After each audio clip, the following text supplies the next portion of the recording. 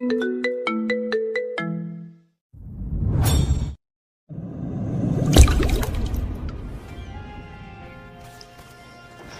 Breaking news, বাংলাদেশের mafia king রাশেদকে তার গ্যাংয়ের কলিডাররা তার সাথে বেইমানি করে হত্যা করেছে। যে মাফিয়া কিং কখনো মানুষের খারাপ চায়নি, অথচ সে আজ মৃত। গরিবদের মাথা ছিল সে। বাংলাদেশের মাফিয়া কিংয়ের বাইরের দেশগুলো যেমন Pakistan, Thailand, Singapore, Malaysia, Dubai, Russia ইত্যাদি দেশের মাফিয়ারা বাংলাদেশে আসতে ভয় পেত। গোপনীয় তথ্য থেকে একটি খবর পাওয়া যায় যে দ্য মাফিয়া কিংকে হত্যা করার পিছনে বাইরের দেশের কোনো এক মাফিয়ার হাত রয়েছে। এখন বাংলাদেশে আবার মাফিয়ার ক্রুরা মিলে সবার উপর অত্যাচার করবে। কিন্তু সবার মনে একটাই প্রশ্ন, যে মাফিয়া কিং তৈরি করলো তার ছেলে রাশেদকে সবাই চিনে। সে কতটা শক্তিশালী, আর সে আন্ডারওয়ার্ল্ডে রাজত্ব করে, তাকে কিভাবে মারলো। এই খবর পুরো দেশে ছড়াচ্ছে। রাশেদ মাফিয়া কিং ছিল, কিন্তু সে কখনো গরিব বা অপরাধ মানুষদের উপর অত্যাচার করেনি। কিন্তু তার সহজ সরলতার সুযোগ নিয়ে তার পিঠ পিছে ষড়যন্ত্র হয়, যা সে টের পায়নি। আর আজ তার লাশ পড়ে আছে। আজকে থেকে এই দেশ আমার, আমি রাজত্ব করব এই দেশে। কিন্তু রুদ্র যে আমাদের সাহায্য করেছে, তার কি হবে? আর আরও তার সাথে আরও বাইরের দেশের মাফিয়ারা তো আছেই। চিন্তা নেই, আমি সবার সাথে ডিল করে নিব। রুদ্রকে ঢাকা শহর দিয়ে দেব। সবাই আজ থেকে আমার আন্ডারে কাজ করবে। এমন সময় নিশি দৌড়ে আসলো। বস বস, মহা বিপদ হয়ে গেছে, আমরা তো এবার শেষ। কি হয়েছে? এভাবে হাঁপাচ্ছিস কেন? বস, আমাদের অনেক বড় ভুল হয়ে গেছে। দ্য মাফিয়া কিং রাশেদ নয়, বাদশাহ, সেলিম খানের ছোট ছেলে, আর সেই আসল মাফিয়া কিং। নিশির কথা শুনে সবাই অবাক হয়েছে, সাথে সবাই ভয় পেতেও শুরু করেছে। আসলে সবাই এখন একটা মিটিং করছে। সেখানে সব শহরের বড় বড় ডন, মাফিয়া, গ্যাংস্টাররা রয়েছে। তুই কি বলতাছোস? তোর ধারণা আছে? আমি ঠিক বলছি ম্যাম। এই নিন সেলিম খানের বানানো উইল, যেটা কেউ চেঞ্জ করতে পারবে না। রোকেয়া উইল হাতে নিয়ে পড়া শুরু করলো। আমি সেলিম খান, আমি বাংলাদেশের মাফিয়া লর্ড। আমি এখন আর এই দায়িত্ব নিতে পারছি না। আমার 2 সন্তান আছে, বড় হলো রাশেদ আর ছোট হলো বাদশা। আমি বাদশাকে পরবর্তী মাফিয়া কিং বানাতে চাই। রাশেদ বড় হলেও তেমন পারদর্শী নয়, আর বাদশা যেমন তার শক্তি তেমন তার চিন্তা ভাবনা। এখন থেকে রাশেদ সামনে থেকে গ্যাং চালাবে, আর বাদশা পেছন থেকে পুরো গ্যাংটা কন্ট্রোল করবে। আমার এই উইল কেউ চেঞ্জ করতে পারবে না। যদি আমার 2 সন্তান মারা যায়, তাহলে মাফিয়া কিং একজন উপযুক্ত লিডার হতে পারবে। বাদশা দেশের বাহির থেকে বিদেশের মাফিয়াদের কন্ট্রোল করবে। বাদশার চেহারা 3 থেকে 4 জন বাদ দিয়ে কেউ দেখবে না। বাংলাদেশে এখন একজন মাফিয়া কিং, আর সে হলো বাদশা দা মাফিয়া কিং। তার মানে রাশেদ মাফিয়া কিং নয়, তার ছোট ভাই মাফিয়া কিং। রাশেদ যে ডেঞ্জারাস ছিল, তাহলে ভাবাই যায় না বাদশাহ কতটা ডেঞ্জারাস। সমস্যা নেই, ওকেও খতম করে দেব। বস, আমি এই মাত্র কানাডার ডনের মাধ্যমে জানতে পেরেছি দ্য মাফিয়া কিং কানাডায়, কিন্তু তার ভাইয়ের মৃত্যুর কারণে সে বাংলাদেশে আসবে। আর সে এটাও বলেছে মাফিয়া কিং যেখানেই যায় না কেন সেখানে ঝড় উঠিয়ে যায়। তার মতো হিংস্র আর কোনো মানুষ নেই। ও আইসি, পুরো দেশে খবর ছড়িয়ে দাও সত্যিটা। তোমার মাথা ঠিক আছে তো? সাধারণ জনগণ শুনলে তারা আর ভয় পাবে না। জনগণের কথা বাদ দাও, তুমি নিশ্চয়ই ভুলোনি যে বাদশাহ একজন মোস্ট ওয়ান্টেড ক্রিমিনাল। শুধু বাংলাদেশের পুলিশ নয়, বরং বিশ্বের প্রায় 50টি দেশের পুলিশ ওকে খুঁজছে। বাদশাহ এই দেশে আসলে হয়তো পুলিশ ওকে মারবে, নাহলে আমি মারবো। কিন্তু কেউ তো ওকে আজ পর্যন্ত দেখেইনি, তাহলে ওকে চিনবে কিভাবে? চিন্তা করো না, আমি যতটুকু জানি আসল মাফিয়া কিং এই দেশে আসার সাথে সাথেই কিছু একটা করবে। আর সে তো আসছে ঝড় উঠাতে। দেখি কি ঝড় উঠায়। আমার কাছে পুরো টিম আছে।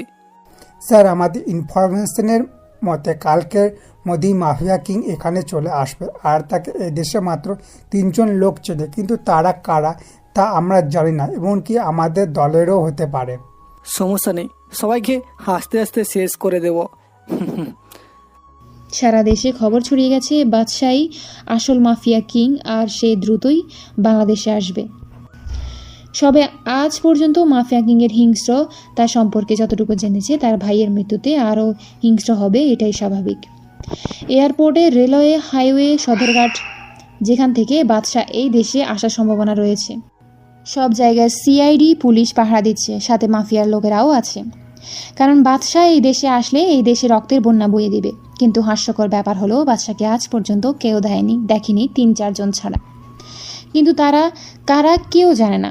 অন্যদিকে কানাডায় জিশান, আমার নকল পাসপোর্ট কি রেডি হয়েছে?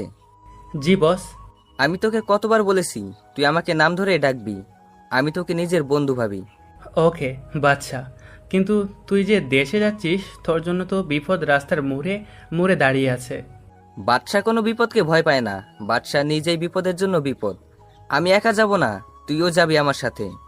মনে নেই আব্বু মারা যাওয়ার আগে বলে গিয়েছিল তোকে আমার সাথে সবসময় থাকতে? তার কথা কি আমি অমান্য করতে পারি? তুই রাশেদ ভাইয়ের আর আঙ্কেলই তো আমার পরিবারকে বাঁচিয়েছে। তোরা না থাকলে আজ আমি বেঁচে থাকতাম না। তোরা সবার জন্য কত কিছু করেছিলি, আর পরিমাণে কি পেলি? ধোঁকা। আমি বুঝলাম না মানুষ এত নিচে কিভাবে নামতে পারে। তুই চিন্তা করিস না, একবার দেশে যাই সবাইকে দেখে নিব।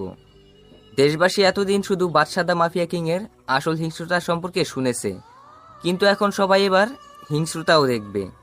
আমি আসছি, তোরা তৈরি থাক মাফিয়ার ক্রুরা, তোদের আজরাইল আসছি।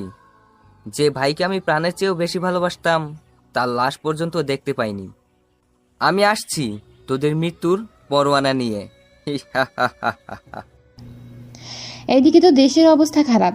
যখন থেকে শুনেছে রাশেদ মাফিয়া কিং না বরং বাদশাহ দা মাফিয়া কিং, তখন থেকেই দেশের সবাই আতঙ্কে আছে। কারণ বাদশাহ যে দেশে যায় সেই দেশে কমপক্ষে হলেও 500 এর মতো লাশ পড়বে। সেরা মিনিস্টার থেকে সাধারণ মানুষ যে কেউ হতে পারে। এদিকে দেশের সব এন্ট্রি পয়েন্টে পুলিশ থেকে সেনাবাহিনী পাঠা দিচ্ছে।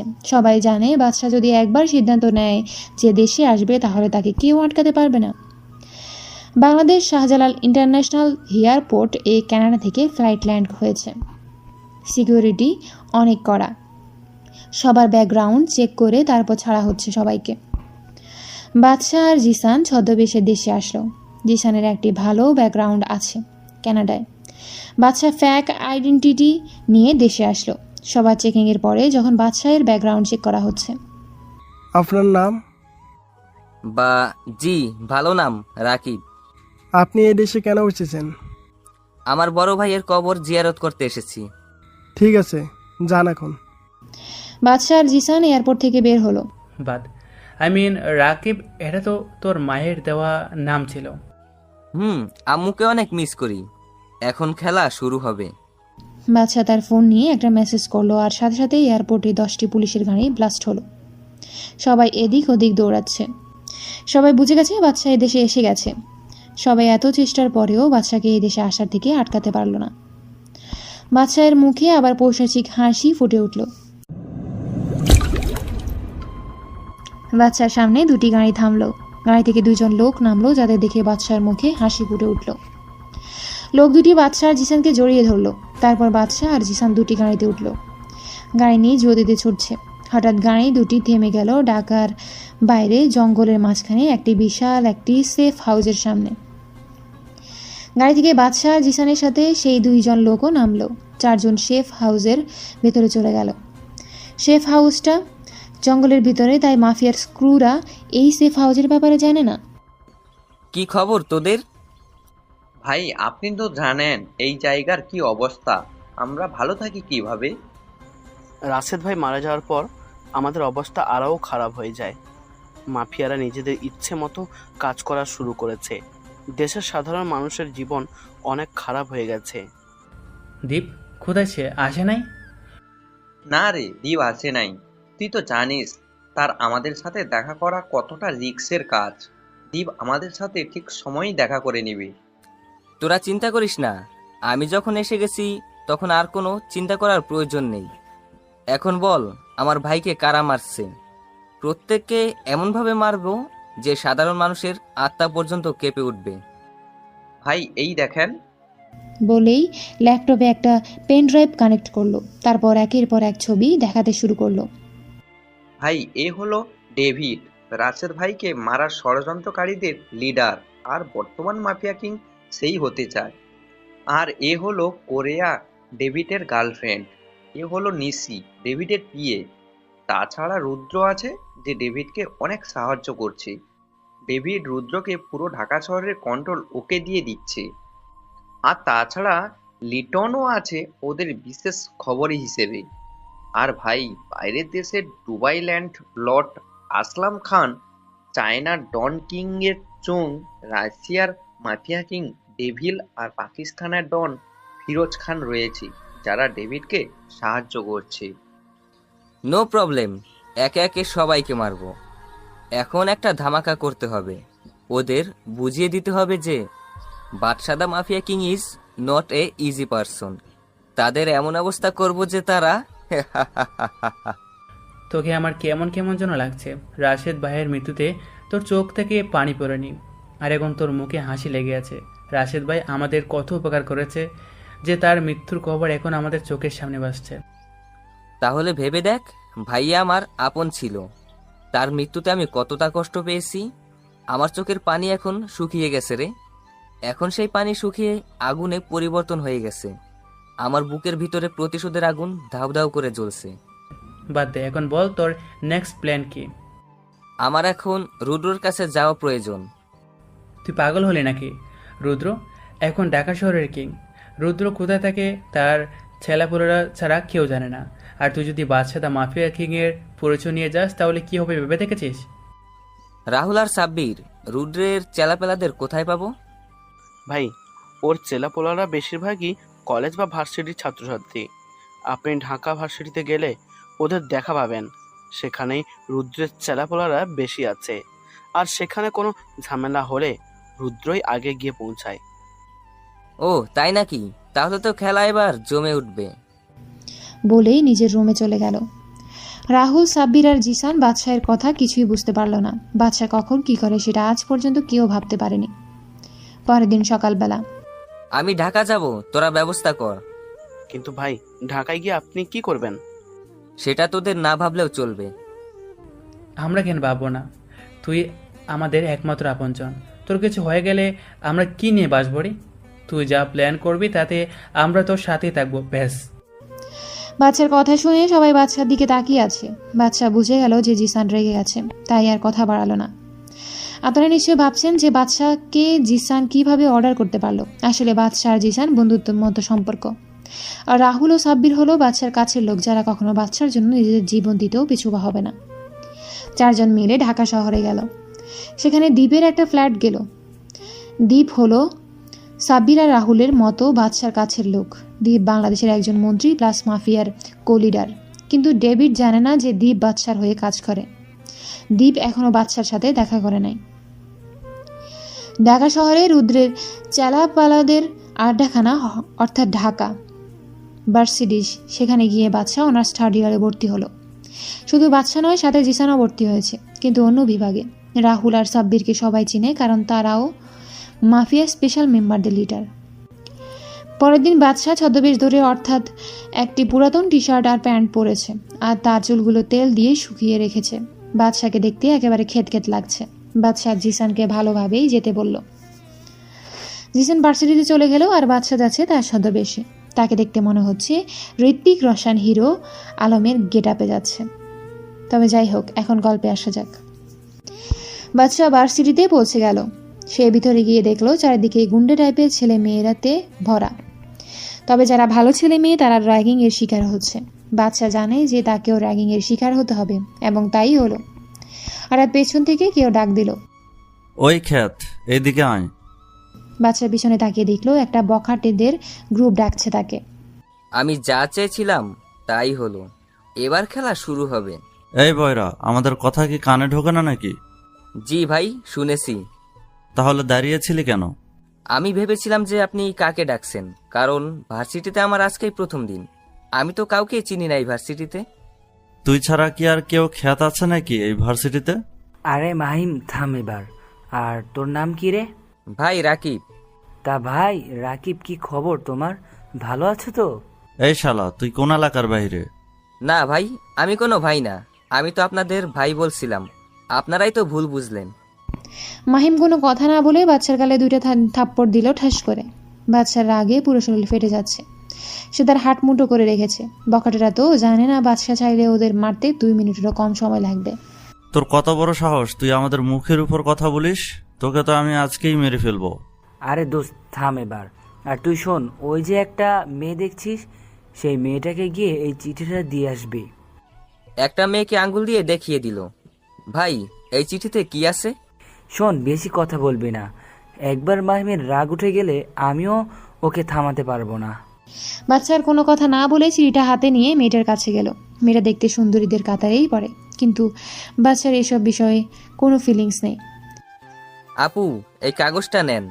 কে তুমি? আর এই কাগজে কি আছে? আপনিই দেখে নেন।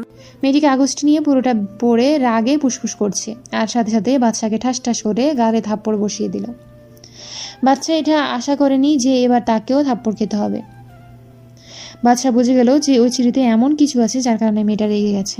সালা ফকিন্নির বাচ্চা, তোর সাহস কিভাবে হয় রে আমার সাথে রুম ডেট করার প্রস্তাব নিয়ে আসতে? বাচ্চা পিছনে তাকিয়ে দেখলো বাকাটারা কেউ নেই, সবাই যেন মিস্টার ইন্ডিয়া হয়ে গেছে। আপু, আসলে আমি কিছুই করিনি। আমি র্যাগিং এর শিকার হয়েছি। আর এই কাগজে কি লেখা আছে আমি কিছুই জানতাম না। মিথ্যে কথা বলার জায়গা পাস না? আহা মিলি, ছাড় না। তুই তো জানিস সেই ভার্সিটির কি অবস্থা। আর এই ছেলেটিকে দেখতে সহজ সরল লাগছে। এর জীবনেও তোকে এরকম প্রস্তাব দিতে কখনো সাহস পাবে না। তুই ঠিক বলেছিস কেয়া, এইরকম খ্যাতমার্কা ছেলে তো রুম ডেটের মানেও জানে না। এই তোর নাম কি রে? রাকিব। তোমাকে দেখে তো এই ভার্সিটিতে প্রথম দেখছি। কোন ইয়ারে তুমি? আমি এই ভার্সিটিতে 3rd ইয়ারে ট্রান্সফার হয়ে এসেছি। বাচ্চার কথা শুনে সবাই হা করে তাকিয়ে আছে। মিলি, এ তো আমাদেরই ক্লাসমেট। মিলির কানে ফিসফিসিয়ে বলল, তবুও বাচ্চা শুনে ফেলল। আচ্ছা, আমাকে কি 3rd ইয়ারের ক্লাসরুমটা দেখিয়ে দিবেন? তুমি সোজা গিয়ে ডানের ক্লাসরুমে ঢুকবে। জি, ধন্যবাদ বলার জন্য। বাচ্চা ক্লাসরুমে গিয়ে প্রবেশ করলো। ক্লাসে সবাই ওর দিকে হা হয়ে তাকিয়ে আছে, যেন ক্লাসরুমে কোনো ভূত ঢুকেছে। বাচ্চা একেবারে পিছনে বেঞ্চে গিয়ে বসলো। ক্লাসে স্যার আসার পরপরই সবাই রুমে গিয়ে ঢুকলো। কেয়া আর মিলিও আসলো। বাচ্চা অবাক হলো যখন সেই বখাটেদের গ্রুপও ক্লাসে গেল, আর বখাটেরা বাচ্চাকে দেখেও অবাকের শীর্ষে গিয়ে পড়লো। ক্লাসে স্যার আসলো, এসে বাচ্চাকে দেখেই প্রশ্ন করলো, এই ছেলে, তুমি কে? এই ক্লাসরুমে কি করো? আমাকে কিছু না বলতে দিয়েই মাহিম বলল, স্যার, আমার মনে হয় এই ক্লাসে ভুল করে ঢুকে পড়েছে। না স্যার, আমি এই ক্লাসেরই স্টুডেন্ট। আমার নাম রাকিব হাসান রাজ। আমি অন্য ভার্সিটি থেকে ট্রান্সফার হয়ে এসেছি। তাই এইভাবে খ্যাত হয়ে সেজে এসেছো কেন? স্যার, আসলে সবার মতো স্টাইলিশ জামা কাপড় পরে ফ্যাশন করার সময় আমার নেই। আমি এখানে পড়ালেখা করার জন্য এসেছি। তোমার কথা আমার ভালো লেগেছে, কিন্তু হয়তো ক্লাসের অনেকেই তোমার কথা ভালো লাগেনি, তাই সাবধানে থেকো। স্যারের কথা বাচ্চা খুব ভালো করেই বুঝতে পারলো, কারণ মাহিমের টিম আর অনেক মেয়েরাই তার কথা শুনে রাগে ফুসফুস করছে। ক্লাস শেষে বাচ্চা ক্লাসরুম থেকে বের হলো। ক্যাম্পাসের গেটের সামনে জিসানকেও দেখা যাচ্ছে। বাচ্চা যখন জিসানের কাছে যাবে তখন মাহিম অ্যান্ড গ্যাং বাচ্চার কাছে আসলো। কিরে, তোর দেখি জবাব বেশি চলে। তুই একাই ভার্সিটিতে পড়তে আসিস, আর আমরা কি ঘাস কাটতে আসি নাকি? সেটা তোমরাই জানো। কিরে, তুই আমাদের তুমি করে কেন বললি? আমরা একই ক্লাসে, তাহলে তো তুমি করেই বলবো। তোর দেখি মুখ বেশি চলতাছে। এখন আমাকে যেতে দাও। বলেই বাচ্চা হাঁটা শুরু করলো। মায়াং একটা হকি স্টিক দিয়ে বাচ্চার পিঠে একটা বাড়ি মারলো। হকি স্টিকটা ভেঙে গেল আর বাচ্চা কিছুটা সামনের দিকে ঝুঁকে পড়ল। এই ঘটনা দেখে সবাই বাচ্চার দিকে তাকিয়ে আছে। হকি স্টিক ভেঙে গেল, অথচ বাচ্চা সোজা হয়ে দাঁড়িয়ে আছে। তারা তো আর জানে না বাচ্চার কাছে এসব এটা কিছু না। বাচ্চা মুচকি হেসে চলে গেল। ক্যাম্পাসের গেট থেকে দূরে গিয়ে একটা গাড়িতে উঠে পড়লো, যে গাড়িতে জিসান আগে থেকেই ছিল। কিরে, তুই ওদের কিছু বললি না কেন? এখন তো খেলা শুরু হলো, তুই শুধু দেখ আগে আগে হোতা হে কেয়া। শোন, আজকে একটা খবর পেলাম যে ওই মাহিম হলো রুদ্রের রাইট হ্যান্ড। তুই তো কাজের কথা বললি, এবার খেলা জমে যাবে। গাড়ি গিয়ে তাদের ফ্ল্যাটের সামনে গিয়ে থামলো। ভাই, এমন একটা খবর পেয়েছি যেটা আমাদের জন্য অনেক লাভজনক। কি সেই খবর?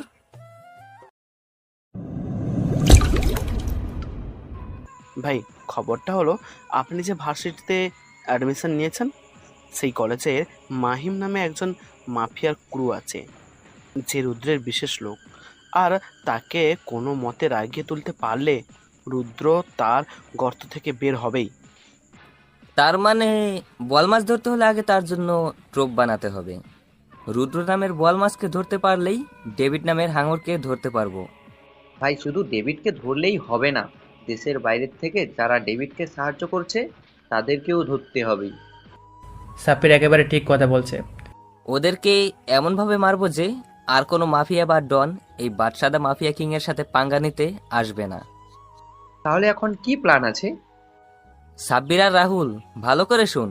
দীপ এখনো জানে না আমরা কোন ভার্সিটিতে অ্যাডমিশন নিয়েছি। আর ভার্সিটিতে পরশুদিন একটা বড় অনুষ্ঠান হবে, সেই দিনই রুদ্রকে ধরতে হবে। দীপ অনুষ্ঠানের স্পেশাল গেস্ট হিসেবে আসবে।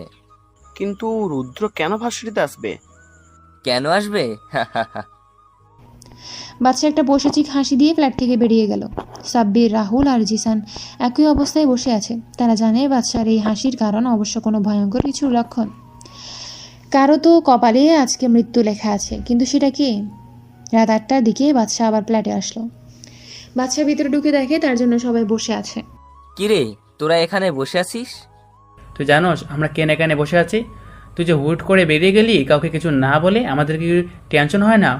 কুল ডাউন গাইস, কালকে সকালেই বুঝতে পারবি আমার মাস্টার প্ল্যান। বাদশাদা মাফিয়া কিং এর মাস্টার প্ল্যান বোঝার মতো ক্ষমতা তোদের এখনো হয়নি।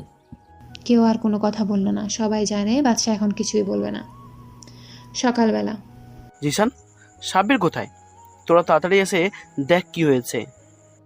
কি রে, সকালবেলা গরুর মতো চিল্লাচিল্লি করস কেন? রাহুল, কি হয়েছে? টিভিতে দেখ কি হয়েছে। আজকের ব্রেকিং নিউজ, ঢাকা আন্ডারওয়ার্ল্ডের কিংকুদের ডান হাত মাহিম খুন হয়েছে। তার ডান হাত কেটে বাম হাতে রাখা হয়েছে, চোখ দুটো উপড়ে ফেলা হয়েছে। তার এমন নির্মম হত্যা কে করতে পারে? এখন সেটাই হয়তো আপনাদের প্রশ্ন। আপনাদের প্রশ্ন মাহিমের খুনই দিয়ে দিয়েছে। মাহিমের গায়ে চাকু দিয়ে লেখা হয়েছে যে nobody can find me. Rudra, I challenge your if you have guys then come in the varsity and find me. I am always ready. কে এভাবে লিখতে পারে? এখন সেটাই হলো প্রশ্ন। সবাই এই নিউজ দেখে বাচ্চার দিকে তাকালো। জিসানরা নিউজ দেখতে দেখতে বাচ্চাও ঘুম থেকে উঠে গেছে। বাচ্চা, তুই খুন করেছিস? ভাই ছাড়া এইরকম হিংস্রভাবে কে খুন করবি? ভাই, আমাদের একবার বলতে পারতেন, আমরা ওর খেল খতম করে দিতাম। আপনি এত কষ্ট কেন করলেন? তোদের এতজনের প্রশ্নের উত্তর দিতে পারবো না, কিন্তু একটাই কথা বলবো যে বাদশাস ড্যাড গেম ইজ অন।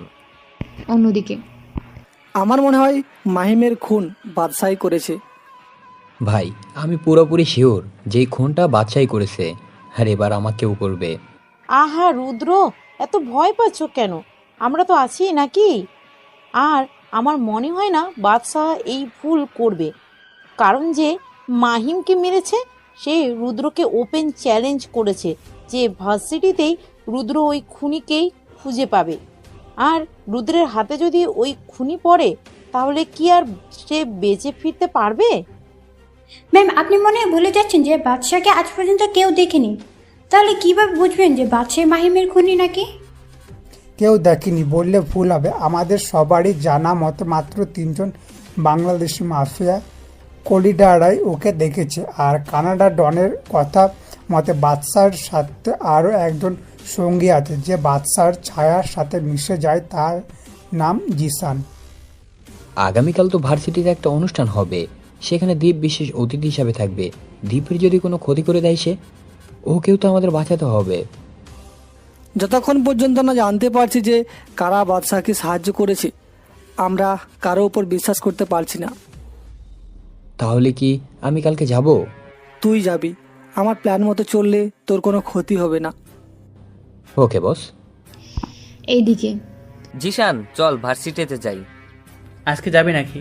কেন, না যাওয়ার কি আছে? না, এমনি চল। জিসান ভার্সিটিতে চলে গেল আর বাদশা আবার গেল ঋত্বিক স্টাইলের হিরো আলম ভার্সনে। আজকে ভার্সিটিতে সবাই অনেক আনন্দ, কারণ আজকে তাদের র্যাগিং করার মানুষ নেই। আবার যারা র্যাগিং এর সাথে যুক্ত ছিল তারা আজকে ভয়ের মধ্যে রয়েছে। বাদশা গিয়ে ক্যাম্পাসের ক্যান্টিনে গেল, কারণ ক্লাস শুরু হতে এখনো অনেক দেরি। আর আজকে ক্লাস শুরু হবে নাকি তারও শিওর নেই। এমন সময় ভার্সিটি ক্যান্টিনের ওয়েটার সজীব আসলো। কিছু লাগবে নাকি মামা? বাদশা সজীবকে মাথা থেকে পা পর্যন্ত চেক করলো। বয়স বেশি না, 15 থেকে 17 হবে। না কিছু লাগবে না, কিন্তু তোমার বয়স তো বেশি না, তাহলে এখানে কেন? কি বলবো মামা, পরিবারের অনেক চাপ। আমাকে রাকিব ভাই বলতে পারো। আমি সজীব। এখন আপনাকে এত কিছু বলতে গেলে যে অনেক সময় লাগবে, আর আমার ডিউটির সময় কথা বলা বারণ। এখন তো ক্যান্টিনে তেমন লোক নেই, আর আরও তো সিনিয়র ওয়েটাররা আছে। তোমার এই ক্যান্টিনের যত ক্ষতি হবে তা আমি দেব। এখন বসো এখানে। না ভাই, টাকা লাগবে না। এই পর্যন্ত আমাকে কেউ এইভাবে বলেনি, সবাই আমাকে ছোট লোক বলেছে, কিন্তু আপনি প্রথম যে আমার সাথে ভালো ব্যবহার করলো। গতকাল যে মরল না মাহিম, একেবারে খারাপ লোক। তার মৃত্যুতে কে কি করবে আমি জানি না, কিন্তু আমি মসজিদে 10 টাকা দিব। আচ্ছা দিও। এখন বলো তো, তোমার পরিবারে কে কে আছে? অসুস্থ মা, এক বেকার বড় ভাই, আর আমি। তোমার বাবা কোথায়? আমার আব্বু অনেক বছর আগেই মারা গেছে।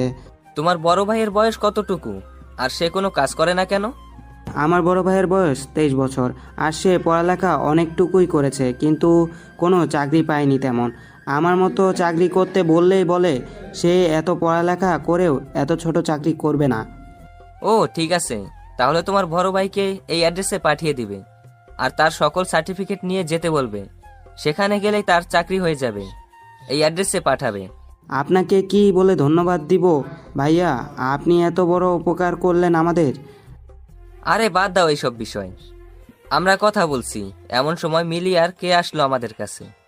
কি রে সজীব, এই খ্যাতের সাথে কি কথা বলিস? না আপু, এমনি কথা বলছিলাম। তা কি কথা বলেছিলে? রাকিব ভাইয়া আমার পরিবারের কথা জিজ্ঞেস করছিল। ও জানো মিলি আপু আর কি আপু, রাকিব ভাই আমার বড় ভাইয়ের চাকরির ব্যবস্থা করে দিয়েছে। বাচ্চা সজীবকে চোখের ইশারায় চলে যেতে বলল। কি রে খ্যাত, তোর তো নিজেরই ঠিক নেই, তুই আবার সজীবের চাকরির ব্যবস্থা কিভাবে করলি রে?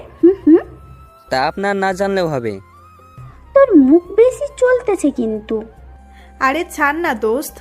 তা রাকিব, তুমি কিভাবে সজীবের চাকরির ব্যবস্থা করলে? না মানে, আমার এক আত্মীয় আছে যার একটা ছোট দোকানে লোক লাগবে, তাই সজীবের ভাইকে সেই ব্যাপারেই বলা হয়েছে। আর তেমন কিছু না, আমি এখন গেলাম। এই বলে যখন উঠতে যাব, কে আমার হাত ধরে আবারও চেয়ারে বসিয়ে দিল। আরে কোথায় যাও আমাদের কথা না শুনে? আপনাদের মতো বড় লোকের সাথে আমার মতো গরিবের কি কথা? তুই কি জানিস যে মাহিম খুন হয়েছে? গতকাল যার সাথে তোর মারামারি হলো, আর যাকে গতকাল তুই হিংস্রভাবে খুন করেছিস। বাদশাহ এই কথা শুনে চেয়ার থেকে দাঁড়িয়ে গেল, কারণ গতকালকে বাদশাহ যে মাহিমকে মেরেছে তা তো এদের জানার কথা না। কি আবল তাবল বলছেন? আমি আবার খুন? হাসালেন। মিলি গতকাল তোমাকে দেখেছে যে তুমি মাহিনকে যখন খুন করে রাস্তায় ফেলে এসেছিলে। অসম্ভব, গতকাল তো আমি হুডি পরেছিলাম। তাহলে এই মেয়ে আমার চেহারা কিভাবে দেখলো? আপনি কি সত্যি আমার চেহারা দেখেছেন? ভালো করে ভেবে দেখেন। আসলে গতকাল সেই খুনি হুডি পরা ছিল, তাই চেহারা দেখতে পারিনি, কিন্তু তার চোখ, বডি ল্যাঙ্গুয়েজ একেবারে তোর মতোই দেখতে। তাহলে থাকেন, আমি গেলাম। আরে এত তাড়াতাড়ির কি আছে? আজকে তো ক্লাস হবে না, তাই বসো। আচ্ছা, তোমার কোনো ফ্রেন্ড নেই ভার্সিটিতে? আমার মতো খ্যাতের আবার ফ্রেন্ডস? কেন, উই বি ফ্রেন্ড? মানে আমার মতো খ্যাতের সাথে হুট করে বন্ধুত্ব কেন করবেন? দেখো, সেই দিনের ব্যাপারের জন্য সরি। আমি জানি সব করেছে মাহিমি। আজকে তোমার সাথে বন্ধুত্ব করতে এসেছি। হুট করে তুই থেকে তুমি, এখানে নিশ্চয়ই কোনো গন্ডগোল রয়েছে। আরে কোনো গন্ডগোল নেই, তোমাকে ভালো মনে হলো তাই ফ্রেন্ডশিপ করতে এসেছি। কেন, আমরা মেয়ে বলে ফ্রেন্ড হবে না? না তেমন না। তাহলে আর কোনো কথা না, আজকে থেকে আমরা ফ্রেন্ড। বাদশার দিকে হাত বাড়ালো। বাদশাহ কিছু একটা ভেবে হাত মিলিয়ে নিল। সেই সময় জিসান আসলো। রাকিব কি করস এই জায়গায়? বাদশাহ জিসানকে চোখের ইশারায় বলে দিল চুপ করে থাকতে, কারণ জিসান আর বাদশাহ যে একে অপরকে চিনে এটা কেউ না জানতে পারে। জিসান, তুমি কি রাকিবকে চিনো নাকি? না, আসলে কালকের জামালার পর রাকিবের সাথে রাস্তা দেখা হয়, সেখানে পরিচয়। ও তাই বলো? তা তোমরা এখানে কি করছো? রাকিবের সাথে ফ্রেন্ডশিপ করতে এসেছিলাম। বাদশার দিকে জিসান আর চোখে তাকালো, কারণ বাদশাহ কোনোদিনও মেয়েদের সাথে মেশেনি। তাহলে তোমরা থাকো, আজকে আমি আসি, কালকে অনুষ্ঠানে আবার দেখা হবে। এই বলেই বাদশাহ চলে গেল। পরের দিন সকালে, আজকে যে করেই হোক না কেন রুদ্রকে মারতেই হবে। কিন্তু এত মানুষের সামনে কিভাবে মারবি? আবার ওর সাথে বডিগার্ডও থাকবেই। আমি খবর নিয়েছি, আজকের অনুষ্ঠানে ডেভিডের পুরো নজর থাকবে। তোর কাছে কি কোনো প্ল্যান আছে বাদশা? বাদশা কোনোদিন প্ল্যান ছাড়া যুদ্ধে নামে না। ভার্সিটিতে আজকে অনুষ্ঠান হবে, সবাই কাজে লেগে পড়েছে। বাদশা জিসানের সাথে আজকে রাহুল আর সাব্বিরও এসেছে। একটু পর অনুষ্ঠান আস্তে আস্তে শুরু হতে লাগলো। চিফ গেস্ট হিসেবে দীপ এসে গেছে। বাদশা আর জিসানকে এখনো দেখতে পারেনি। আস্তে আস্তে অনুষ্ঠান প্রায় শেষের দিকে এসে গেল। এমন সময় ভার্সিটিতে প্রায় 30টার মতো বাইক আর একটা বড় গাড়ি আসলো। সবাই বুঝে গেল যে রুদ্র এসে গেছে। রুদ্রকে সবাই ভয় পায়। রুদ্র গাড়ি থেকে নামলো। কিরে বাচ্চা, তুই কোথায়? তুই না বলছিলি যে ভার্সিটিতে আসলে আমার সামনে আসবি? আমি তোর চ্যালেঞ্জ অ্যাকসেপ্ট করছি, সাহস থাকলে সামনে আয়। রুদ্র, কি হচ্ছে এইসব? বাদশা এখানে কিভাবে আসবি? তুই জানিস না বলে কথাটা বললি। বাচ্চা আমাকে চ্যালেঞ্জ করছিল যে এই ভার্সিটিতে ওকে পাবো। দীপ পুরো ভার্সিটিটা একবার পুরো দেখে নিল। দীপ দেখলো দূরে সাব্বির আর রাহুল দাঁড়িয়ে আছে। দীপ বুঝে গেল রুদ্রের আজকে শেষ দিন। রুদ্রের মোবাইলে একটা মেসেজ এলো যে সাহস থাকলে ভার্সিটির শেষের দিকে ঘরে যেতে, তাও আবার একা একা। রুদ্রের এগোতে লাগলো কথাটা। রুদ্র সবাইকে ওখানে রেখে একা একা চলে গেল। রুদ্র সেইখানে গিয়ে দেখলো একটা রুম আছে। রুদ্র সেই ঘরের ভিতরে প্রবেশ করলো। রুদ্র দেখলো রুমে কেউ নেই। রুদ্রের পিছু পিছু লোকের সাথে দীপ আর ভার্সিটির ছেলে মেয়েরা এলো। তারা রুমে গিয়ে দেখলো সেখানে রুদ্র নেই। রুদ্রকে আগেই বাদশা অজ্ঞান করে ভার্সিটির ক্লাসরুমে নিয়ে গেছে। কেউ ভাবতেই পারবে না যে রুদ্রকে বাদশা ক্লাসরুমে নিয়ে যাবে। রুদ্রের আস্তে আস্তে চোখ খুলছে। চোখ খুলে সে আশেপাশের পরিস্থিতি বোঝার চেষ্টা করছে। সে এখানে কিভাবে আসলো। তার মনে পড়ে গেল সে যখন ওই রুমে গেল তখন একজন লোক মুখ বেঁধে তার ঘাড়ে এমনভাবে আঘাত করলো যে সে অজ্ঞান হয়ে যায়। তারপর তার আর কিছুই মনে নেই। রুদ্র এখন 2টা বেঞ্চের সাথে বাঁধা আছে। রুদ্রের সামনে একটা লোক এখন দাঁড়িয়ে আছে। সে আর কেউ না, বাদশা। কিন্তু রুদ্র বাদশার মুখ দেখতে পারছে না, কারণ বাদশার মুখে মাস্ক পরে আছে। কে রে তুই? তোর মৃত্যু। আমার মৃত্যু? তাও আবার তুই? আমি নিজেই মৃত্যুর ফ্যাক্টরি, আর তুই আমাকে মরার ভয় দেখাচ্ছিস? আমাকে খুলে দে, তাহলে তোকে প্রাণে বাঁচার সুযোগ দিব। খোল আমাকে। কুল কুল, এত গরম হওয়ার কিছু নেই। তোর চিৎকার কেউ শুনতে আসবে না, কারণ তোর সামনে এখন বাদশাদা মাফিয়া কিং দাঁড়িয়ে আছে। এই কথা শোনার পর রুদ্রের মুখ থেকে হাসিটা নিমেষেই বিলীন হয়ে গেল। ভাই, আমাকে মাফ করে দিন। আমি কিছুই জানি না। সব ওই ডেভিড আর বাইরের দেশের মাফিয়া করেছে। ভাই, আমি সত্যি কিছু জানি না। এত ভয় পাওয়ার কিছুই নেই। আমি শুধু 2টা প্রশ্ন করব। যদি তুই সত্যি কথা বলিস তাহলে তোর মুক্তি। কি প্রশ্ন ভাই? আমার ভাইকে কিভাবে মেরেছিস? I want answer. ভাই, আমি জানি না। বাদশা বুঝে গেল যে কিভাবে রুদ্রের মুখ থেকে কথা বের করবে। কিন্তু একটা শয়তানি বুদ্ধি তার মাথায় আসলো, আর তার মুখে একটা হাসি ফুটে উঠল। বাদশা বুঝে গেল যে কিভাবে রুদ্রের মুখ থেকে কথা বের করবে। কিছু একটা শয়তানি বুদ্ধি তার মাথায় আসলো, আর তার মুখে একটা হাসি ফুটে উঠল। বাদশা একটা পকেট নাইফ বের করে রুদ্রের হাত বরাবর গেঁথে দিল। রুদ্র অসম্ভব ব্যথায় চিৎকার করতে লাগলো, কিন্তু কোনো লাভ নেই, কারণ এই ভার্সিটির পাশে আরও কয়েকটা ভার্সিটি আছে যারা আজকে জমিয়ে মজা করতেছে আর সাউন্ড স্পিকারে গান বাজাচ্ছে, যার আওয়াজ আমাদের ভার্সিটিতেও শোনা যাচ্ছে, এবং এই শব্দই যথেষ্ট বাদশার জন্য। আসলে এই ভার্সিটিতে অনুষ্ঠান হচ্ছিল, কিন্তু রুদ্র আসার পর সব বন্ধ হয়ে গেল। এখনো সময় আছে, বলে দে, না হলে তুই বাদশার হিংস্রতা এখনো দেখোস নাই। ভাই, আমি সত্যি জানি না। বাদশা এবার রুদ্রের মুখে লাল মরিচের গুঁড়া ঢুকিয়ে দিল, পুরো 1 প্যাকেট। তারপর রুদ্রের চোখের সামনে একটা পিন নিয়ে আসলো।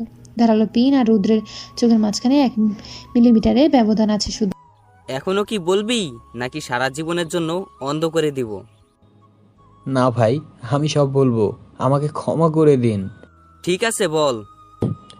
ভাই, সেদিন রাশেদ ভাইয়ের কাছে খবর এসেছিল যে দুবাই ল্যান্ডলর্ড আসলাম খান বাংলাদেশে লুকিয়ে লুকিয়ে এসেছে আর রাশেদ ভাইয়ের উপর অ্যাটাক করবে। তখন রাশেদ ভাই তার পুরো গ্যাং নিয়ে আসলেন, খানের উপর হামলা করে। আসলাম খান হেরেই যাচ্ছিল। ঠিক সেই সময় ডেভিড রাশেদ ভাইয়ের পিছন দিয়ে চাকু মারে। রাশেদ ভাই বিশ্বাস করতে পারছিল না যে ডেভিড রাশেদ ভাইয়ের সাথে ধোঁকা করবে। রাশেদ ভাই আমাকে চোখের ইশারায় ডেভিডকে মারতে বলে, কিন্তু ডেভিড আমাকে ঢাকা শহর দেওয়ার লোভ দেখিয়েছিল, তাই আমি রাশেদ ভাইকে সাহায্য করিনি। সেই সময় চীনের ডন কিং চং আসলো, সাথে রাশিয়ার মাফিয়া কিং ডেভিল আর পাকিস্তানের ডন ফিরোজ খান আসলো। ডেভিড তাদেরকে লুকিয়ে বাংলাদেশে আসতে সাহায্য করে। আমার সামনে সবাই রাশেদ ভাইকে খুব হিংস্রভাবে হত্যা করে ভাই। তারপর ডেভিড বাকি ডনদের সাহায্য এই দেশে জাহান নামে পরিণত করে তোলে। ভাই আমি আর কিছুই জানি না, আমাকে মাফ করে দিন। ফরেন মাফিয়ারা কি এখনো দেশে আছে? না ভাই, তারা নিজ নিজ দেশ থেকেই ডেভিডকে পাওয়ার দিচ্ছে। তাহলে তাদের এই দেশে কিভাবে আনবো? ভাই সেটা ডেভিড জানে। তাহলে আমাকে ডেভিডের ঠিকানা দে। ভাই সে তো আন্ডারগ্রাউন্ড। ঠিকানা দিবি নাকি এখানেই তোকে মেরে ফেলবো? বলছি ভাই, ডেভিড এখন এই গেস্ট হাউসে রয়েছে। ভাই এখন আমাকে ছেড়ে দিন, আমি এখন থেকে আপনার দলে। আচ্ছা তুই আমাকে বল তো, সেই দিন তুই ইচ্ছে করলে কি ভাইয়াকে বাঁচাতে পারতি? হয়তো ভাই পারতাম। তাহলে তুই ভাবলি কিভাবে যে আমি তোকে বাঁচতে দিব? বলেই বাচ্চা রুদ্রের গলার ব্লেড দিয়ে একটা কাট দিল। রুদ্রের গলা থেকে গড়গড় করে রক্ত বের হওয়া শুরু করলো। তখনই বাচ্চা একটা চিৎকার শব্দ পেল। বাচ্চা পিছনে তাকিয়ে দেখলো কেয়া চিৎকার দিয়েছে। বাচ্চাকে এভাবে দেখলে যে কেউ ভয় পেয়ে যাবে। কেয়া রুম থেকে দৌড় দিল, বাচ্চা তার পিছনে দৌড়াতে লাগলো। কেয়া আমার কথা শোনো। না, তুমি একটা খুনি। কেয়া দৌড়াতে দৌড়াতে একজনের সাথে ধাক্কা খেলো। আর একটা কথা, বাচ্চা আর কেয়া ছিল বিল্ডিং এর টপ ফ্লোরে। কেয়া দেখলো তার সামনেই তার বড় ভাই দাঁড়িয়ে আছে। ভাইয়া আমাকে বাঁচাও, আমার পেছনে একটা খুনি আসতেছে। কোথায় সে? তুই আমার সাথে আই। বলেই কেয়ার ভাই তার পকেট থেকে একটা রিভলভার বের করে সামনে হাঁটতে লাগলো। আর সেই সময় বাচ্চার সামনে আসলো কেয়া আর কেয়ার ভাই। ভাইয়া এটাই সেই খুনি, আমাদের ক্লাসরুমে একজনকে খুন করে এসেছে, এখন আমাকেও মেরে ফেলবে। কেয়ার ভাই বাচ্চার দিকে রিভলভার তাক করলো, কিন্তু যখন বাচ্চার চেহারা দেখলো তখন কেয়ার ভাইয়ের হাত কাঁপা শুরু করলো। আর এক সময় রিভলভার পড়ে গেল তার হাত থেকে। কেয়ার ভাই আর কেউ না, দীপ, যে বাচ্চার আসল পরিচয় জানে। দীপ বাচ্চার পায়ের সামনে শুয়ে পড়লো। ভাই আমার বোনকে ক্ষমা করে দাও, সে তোমাকে চিনে না তাই এমন করেছি। আমি কেয়াকে মারবো না, আমি তো শুধু তাকে বোঝানোর জন্য তার পিছে দৌড়াচ্ছিলাম। ভাইয়া তুমি ওকে ভয় কেন পাচ্ছ? ডাইরেক্ট শুট করে দাও। চুপ কর তুই, বাঁচতে চাইলে তুই ক্ষমা চেয়ে নি। কেয়ার মাথায় কিছুই ঢুকছে না। সেই সময় তাদের কাছে জিসান, সাব্বির আর রাহুল আসলো। বাচ্চা কাজ কি শেষ হয়েছে? জিসান তুমিও? জিসান একবার কেয়ার দিকে তাকিয়ে আবার বাচ্চার দিকে তাকালো। সাব্বির, রুদ্রের লাশ ক্লাসরুমে পড়ে রয়েছে, শাপলা চত্বরে বুঝিয়ে দিবি। ওকে ভাই। কেয়ার কোনো চাপ নিতে পারেনি, তাই কেয়ার সেন্সলেস হয়ে যায়। হাইপার হওয়ার কিছুই নেই, কেয়া মায়ার এত প্রেসার নিতে পারেনি, তাই সেন্সলেস হয়ে গেছে। দীপ, তোর বোনকে বাসায় নিয়ে যা, আর তোরা আমার সাথে চল, ডেভিডের সাথে দেখা করে আসি। ডেভিড, তুই ওর ঠিকানা কোথায় পেলি? রুদ্রের থেকে সব জেনে নিয়েছি। আর দীপ, আজকে ফ্ল্যাটে দেখা করবি সন্ধ্যার দিকে। ওকে ভাই। এখন চল তোরা। তারপর বাদশাহ, জিসান, সাব্বির আর রাহুল গাড়িতে উঠে রুদ্রের বলা গোডাউনের দিকে রওনা দিল। সেখানে পৌঁছানোর পর কয়েকজন গার্ড দেখতে পেল। বাদশাহ গাড়ি গোডাউন থেকে অনেক দূরে পার্কিং করলো। তারপর সবাই আস্তে আস্তে গোডাউনের পিছনে দেওয়াল টপকে ভিতরে গেল। সেখানে অনেক গার্ড ছিল, কিন্তু তাদের সাইলেন্সার বন্দুক দিয়ে মারা বাদশার কাছে কোনো ব্যাপার না। আস্তে আস্তে সব গার্ডদের মেলে ফেলার পর একটা রুমের সামনে পৌঁছালো। ভেতরে কারো কথা বলার আওয়াজ শোনা যাচ্ছে। আওয়াজ শুনে তো মনে হচ্ছে ডেভিড তার গার্লফ্রেন্ড, ডেভিডের খাস চামচা লিটন আর ডেভিডের পিয়ে নিসি আছে। ও, তাহলে সবাই একসাথে আছে। আজকে সবার খেল খতম। রাহুল আর সাব্বির, ভিতরে যা। ভাই আমরা যাব? চিন্তা করিস না, এই বাদশা থাকতে তোদের কেউ টাচ পর্যন্ত করতে পারবে না। তোরা শুধু ডেভিডকে এই কথাটা বলবি। ওকে ভাই। রাহুল আর সাব্বির রুমের ভিতরে গিয়ে ডেভিডের সামনে দাঁড়ালো। বাদশা আর জিসান দরজার কাছেই লুকিয়ে আছে। কি রে তোরা এখানে? তোদের তো এই হাইড আউটের ব্যাপারে বলিনি, তোরা কিভাবে জেগে আসলি? আসলে রুদ্র ভাই আমাদের আপনার ঠিকানা বলেছিল। তা রুদ্র কোথায়? রুদ্রকে তো আমি বাদশাহকে মারতে পাঠিয়েছিলাম। আসলে রুদ্র ভাই আর বেঁচে নেই। কি, বাদশাহ ওকেও মেরে ফেলেছে? তা তোরা কি আমাকে এই খবর শোনানোর জন্য আসলি? না ভাই, আমরা একজনকে আপনার সাথে দেখা করতে এনেছি। কে সে? আমি। কে রে তুই? তোদের আজরাইল, বাদশাদা মাফিয়া কিং। বলেই বাদশা ডেভিডের দিকে বন্দুক তাক করে গুলি ছুড়ল, কিন্তু ডেভিড লিটনকে তার সামনে দিয়ে আসলো, তাই গুলিটা লিটনের লাগে।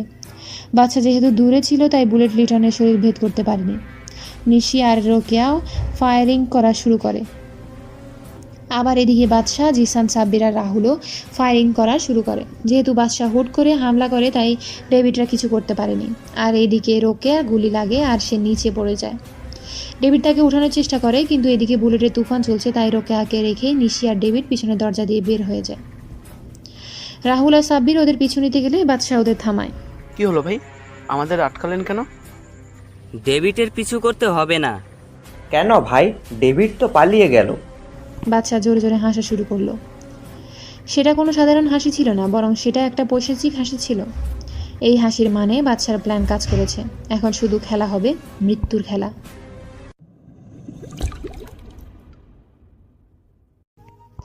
বাদশা জোরে জোরে হাসা শুরু করলো। সেটা কোনো সাধারণ হাসি ছিল না, বরং সেটা একটা পৈশাচিক হাসি ছিল। সেই হাসির মানে বাদশার প্ল্যান কাজ করেছে। এখন শুধু খেলা হবে মৃত্যুর খেলা। তোর কথা তো আমি কিছুই বুঝতে পারছি না। ডেভিড তো বেরিয়ে গেল। আমি চেয়েছি বলেই যেতে পেরেছে। মানেটা কি? তোর মাথায় কি চলছে আমি কিছুই বুঝতে পারছি না। বাদশার খেলা বাদশার আল্লাহ তাআলা বাদে কেউ বুঝতে পারে না। ভাই তুই আমাদের বুঝিয়ে একটু বল। পরে বলবো, এখন রোকেয়াকে আমাদের সাথে নিয়ে আয়। সন্ধ্যায় দ্বীপের সাথে অনেক কথা আছে। আজকেই সব প্ল্যান তোদের সাথে শেয়ার করব। সবই তো বুঝলাম, কিন্তু এই ডাইনিকে আমাদের সাথে নিয়ে যাব কেন? মাঝে মাঝে ডাইনিরাও অনেক কাজের। মানে? এখনই সব মানে বুঝলে কি হবে? সন্ধ্যায় সব খুলে বলবো। আর এই রোকেয়াকে আমাদের সাথে নিয়ে আয়, এর চিকিৎসা করতে হবে। রোকেয়া গুলি খেয়ে সেন্সলেস হয়ে গেছে। তারপর সবাই তাদের ফ্ল্যাটে পৌঁছে গেল। সন্ধ্যার দিকে দ্বীপ ফ্ল্যাটের কাছে আসলো। আমাকে একবারও বলো না ভাই যে তোমার এই সে ভার্সিটিতে ভর্তি হইছো, তাহলে আমি সাহায্য করতে পারতাম। তোকে বললে তুই ওদের মতো আমাকে আটকাতি, যে এটা করা রিস্ক, ওটা করা রিস্ক। ও তাহলে এই ব্যাপার। তার রোকেয়ার কি অবস্থা করেছো? তাকে ডাক্তার দেখে গিয়েছে, গুলি বের করা হয়েছে, এখন ঘুমের ওষুধ দেওয়া হয়েছে। বিছানার সাথে হাত পা বাঁধা আছে, কিন্তু আমরা কেন ওকে বাঁচিয়ে রেখেছি তাই তো বুঝতে পারছি না। আর কেনই বা ডেভিডকে এভাবে পালিয়ে যেতে দিয়েছি। সব বলবো আজকে। আগে দীপ বল, কেয়া কি এখন ঠিক আছে? এখন ঠিক আছি, আমি ওকে সব বলে দিয়েছি। আপনার ব্যাপারই, আমার ব্যাপারই। Are you out of mind Deep? তুই কি জানোস তুই কি করলি? এর ফলে আমরা কত বড় বিপদে পড়ব তুই ভাবতেও পারবি না। এখন যদি কেয়া কাউকে কিছু বলে দেয়? আমি কাউকে কিছুই বলবো না। তুই এখানে? তোমার পিছু নিয়ে এখানে এসেছি। কিন্তু কেন? তুই জানিস না বাদশা ভাই এসব পছন্দ করে না? এ তোমাদের কাছে বাদশা হতে পারে, কিন্তু আমার কাছে আমার বন্ধু রাকিব। কেয়া, তুমি এখানে কেন এসেছো? চলে যাও এখান থেকে। আমি তো যাওয়ার জন্য এখানে আসিনি, আমি এসেছি তোমাকে সাহায্য করতে। মানেটা কি কেয়া? মানেটা হলো আমি বাদশাকে সাহায্য করতে চাই। তুই কিভাবে সাহায্য করবি? আমি জানি না, কিন্তু আমি সাহায্য করতে চাই। বাচ্চা তুই কি চাস কে এখানে থাকবে কিনা? কে আমাদের সাহায্য করতে পারবে? ভাই কিন্তু কিভাবে? সেটা আস্তে আস্তে জানতে পারবি। ঠিক আছে, কিন্তু এখন বল তুই ডেভিডকে কেন যেতে দিলি? এটা তো আগে বল। বাদশা আর রুদ্রের মধ্যে যা যা কথা হয়েছিল তা সব খুলে বলল।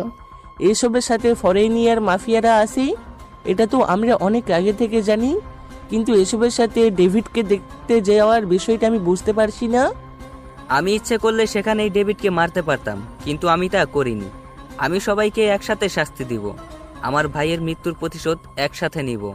আমি যদি ডেভিডকে মেরে ফেলতাম তাহলে ফরেনার ডনদের আমি ধরতে পারতাম না, আর ডেভিডের মৃত্যুর পরে সবাই সতর্ক হয়ে যেত। এখন যেহেতু ডেভিড কোনো মতে বেঁচে গেছে, সে অবশ্যই আমাদের উপর অ্যাটাক করবে, আর তার জন্য ফরেনার ডনদের সাহায্য অবশ্যই লাগবে। এখন শুধু তাদের এই দেশে আসার অপেক্ষা। সবই তো বুঝলাম, কিন্তু রুকে আর কি করবি? বাচ্চা কিছু বলবে তার আগে রোকেয়ার আওয়াজ শুনতে পেল সবাই। মনে হয় রোকেয়ার জ্ঞান ফিরেছে। তাহলে এবার কি করব আমরা? এবার রোকেয়ার থেকে ডেভিড আর ফরেনার ডনের ব্যাপারে জানতে হবে। কিন্তু সে কি বলবে? এমনি বলবে না, তার ডিগ্রি দিতে হবে। না জিশান, আমার একটা নীতি আছে। আমি কোনো মেয়ের উপর হাত তুলি না, মারতে হলে এক গুলিতেই মেরে ফেলি। কেয়া, তুমি যদি আমাকে সাহায্য করতে চাও তাহলে তুমি রোকেয়ার থেকে সব ইনফরমেশন কালেক্ট করবে, আর এর জন্য তোমার যা করা উচিত তাই করবে। ভাই কেয়া কি পারবে? হোয়াই নট ব্রো, আমি অবশ্যই পারবো। এবার শুধু তোমরা দেখো এই কেয়ার খেলা। তারপর কেয়া রোকেয়ার রুমে গেল। বাদশা আর সবাই রুমের বাইরে সবাই বসে আছে। হঠাৎ রোকেয়ার রুম থেকে রোকেয়ার চিৎকার শোনা গেল। কেয়া ওর খেলা শুরু করে দিয়েছে। কিন্তু আমি একটা জিনিস বুঝলাম না, যে কেয়া তোকে কোন করতে দেখে যেভাবে ভয় পেয়েছিল, আর ওর চোখে তোর জন্য ঘৃণা দেখছিলাম, আর সে কেয়া তোকে সাহায্য করেছে। আমারও একই প্রশ্ন। আসলে ভাই কেয়া যদি জানতো যে তুমি বাদশা দা মাফিয়া কিং, তাহলে সে কখনোই তোমাকে দেখে ভয় পেত না। কেন? কেয়া কি আমাকে চিনে নাকি? জি ভাই। মানে? ভাই কেয়া আসলে তোমাকে ভালোবাসি। মানেটা কি? আমি সত্যি বলছি ভাই। কেয়া তো আমার নামও কখনো শুনেনি, তাহলে সে কিভাবে আমাকে ভালোবাসে? ভাই যে আপনার নাম আগের থেকে শুনেছিল। বাচ্চার নাম তো দেশের কেউ জানতো না, তাহলে কেয়া কোথা থেকে শুনবে? দেশের কেউ জানতো না, কিন্তু আমি তো জানতাম বাদশা দা মাফিয়া কিং এদের কথা। আসলে আমি কি কাজ করি কেয়া হঠাৎ জেনে ফেলে, তাই আমি তাকে বলেছিলাম যে এসব মাফিয়াদের খারাপ হয় না। কিছু কিছু মাফিয়া আছে যারা ভালো কাজ করে, দেশের মানুষের সাহায্য করে, দেশকে রক্ষা করে, ঠিক বাদশা ভাইয়ের মতো। তখন থেকে বাদশা ভাই যখনই দেশের জন্য বা সাধারণ মানুষের জন্য কি করতো, তখন আমি কেয়াকে তা বলতাম। তখন থেকে কেয়া বাদশা ভাইকে ভালোবাসা শুরু করেছেই। কেয়া আমাকে বাদশা ভাইয়ের ছবি দেখাতে বলেছিল, কিন্তু আমি তাকে বাদশা ভাইয়ের ছবি দেখাই নাই, কারণ বাদশা ভাইয়ের হুকুম ছিল। ভাই আমি সত্যি বলছি, কেয়া তোমাকে অনেক ভালোবাসি। তা হয় না দীপ। কেন নয়? বাদশা পেছনে তাকিয়ে দেখি কেয়া বাদশার পেছনে দাঁড়িয়ে আছে। সে বাদশার সামনে এসে আবার একই প্রশ্ন করলো। কারণ আমি চাই না আমার লাইফের সাথে কেউ যুক্ত হোক, আর আমার জীবনের কোনো গ্যারান্টি নেই। আমি আমার বাবা আর বড় ভাইকে হারিয়েছি, আমি আর চাই না কেউ আমাকে ছেড়ে চলে যাক। কিন্তু আমি তোমার জীবনের সাথে জড়াতে চাই। আমি তোমার জীবনের সাথে নিজের জীবন মিশিয়ে এক জীবন করতে চাই। কেয়া এসব কথা পরে হবি, এখন বলো রোকেয়ার থেকে কিছু জানতে পেরেছিস? হ্যাঁ ভাইয়া, আমি জানতে পেরেছি যে ডেভিড এখন তার সুন্দরবনের ফরেস্ট গেস্ট হাউসে লুকিয়েছে। আমি আরও জানতে পেরেছি যে আজকে রাতে ফরেনার ডন আসবে সেই গেস্ট হাউসে। এই কথা শোনার পর বাদশা পৈশাচিকভাবে হাসা শুরু করে। এই হাসির মানে কিছু একটা হতে চলেছে। এখানে সবাই জানে এই হাসির মানে মৃত্যুর খেলা হবে আজকে। রোকেয়াকে শেষ করে দে, আর সবাই রেডি হয়ে নে। আজকে রাতে খেলা হবে, মৃত্যুর খেলা। সবাই সবার রুমে চলে গেল। দীপ জিসানের সাথে গেল কিছু প্ল্যানিং করতে। আমার কথা কি একটু ভাবা যায় না? কেয়া, তুমি কি জানো যখন আমি প্রথম ভার্সিটিতে যাই তখন সবাই আমাকে খ্যাত বলে অত্যাচার শুরু করে, কিন্তু একমাত্র তুমি আমাকে সাহায্য করেছিলে। আমি তোমার ভিতরে একটা পিওর মন দেখেছিলাম। ধীরে ধীরে তোমাকে আমার ভালো লাগা শুরু করে। আমি জানি না সেটা ভালোবাসা কিনা, কিন্তু আজকের পর যদি আমি বেঁচে যাই তাহলে তোমাকে নিয়ে আমি ভাববো। দেখা আমাদের হবে, এটা শিওর। দেখা যাবে। বিকাল 4টার দিকে সবাই রেডি হয়ে গেল ফরেস্ট গেস্ট হাউসে যাওয়ার জন্য। সবাই কি রেডি হয়েছে? আমরা রেডি, প্লাস সব প্ল্যান করা হয়েছে। আমিও রেডি। না, তুই কোথাও যাবি না।